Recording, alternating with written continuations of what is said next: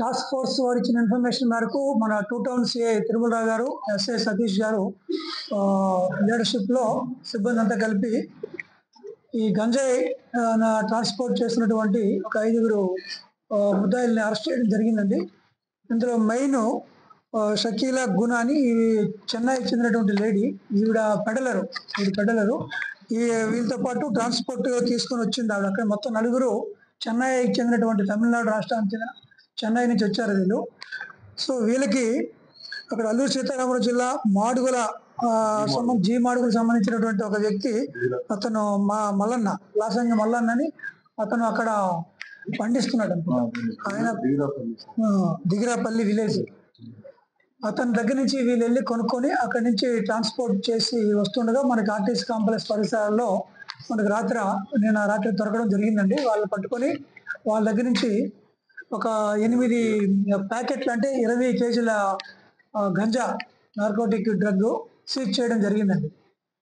వీళ్ళందరినీ కూడా ఈరోజు జడ్జి గారి ముందు పెట్టి రిమాండ్ పంపిస్తున్నారు. ఈ యొక్క రైడ్లో పార్టిసిపేట్ చేసినటువంటి సిఐ తిరుమలరావు గారికి అలాగే సతీష్ గారికి అభినందిస్తున్నానండి.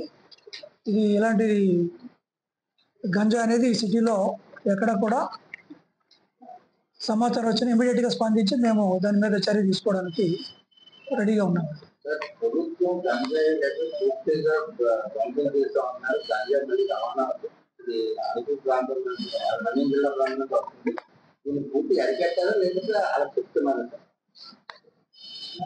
అంటే ఇది ఒక్క దగ్గర కాదు కదండి. ఇప్పుడు మన సిటీ వరకు మేము మాట్లాడగలము. మాడుగుల్లో వచ్చింది అంటే అది ప్రతి చోట కూడా పోలీసు, ఇప్పుడు మీరు ఆల్రెడీ ఈరోజు పేపర్లో వచ్చింది, ఈగిల్ అని పెట్టారు సంస్థ. దీనికోసం ప్రభుత్వం పూర్తి స్థాయిలో చర్యలు చేపడుతుంది. పూర్తిగా అనేది కాకపోయినా చాలా వరకు తగ్గింది. ఇప్పుడు మన సిటీలో చూసుకుంటే చాలా వరకు తగ్గింది. ఇలాంటిది కల్టివేషన్ కూడా అక్కడ ఆపాలి. ఎందుకంటే అక్కడంతా ట్రైబల్స్ కల్టివేట్ చేస్తున్నట్టు మనకి అర్థం అవుతుంది. అక్కడ కల్టివేషన్ ఆగిపోతే ట్రాన్స్పోర్ట్ చాలా వరకు ఆగిపోతుంది. అందుకని ఇప్పుడు మా సిటీలో చెక్ పోస్టులు పెట్టారండి. మన సిపి గారు శంకరబ్రాట బాచి గారు మన సిటీలో చెక్ పోస్టులు పెట్టి 24 గంటలు దాని మీద నిఘా పెట్టారు. చెక్ పోస్టులు మనకి రైల్వే స్టేషన్ దగ్గర ఇక్కడ పెట్టాం, కాంప్లెక్స్ దగ్గర పెట్టాం. మన కాంప్లెక్స్ దగ్గర మనకి పెట్రోలింగ్ మూవ్మెంట్ అంటే మరి 100% ఏ నేరము ఎవరు చేయలేరండి. కొంతవరకు పూర్తిగా 90% మన సిటీలో అయితే కంట్రోల్ చేయడం జరిగింది. మెయిన్ అక్కడ కల్టివేషన్ జరుగుతుందండి ఏజెన్సీ ఏరియాలో, అది మనం అరికట్టాలి.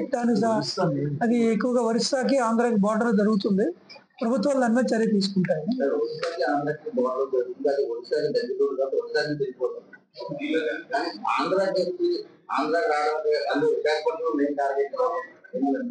విశాఖపట్నం ఒకటే కాదు, అది ఇక కరెక్ట్ కాదు మనకి.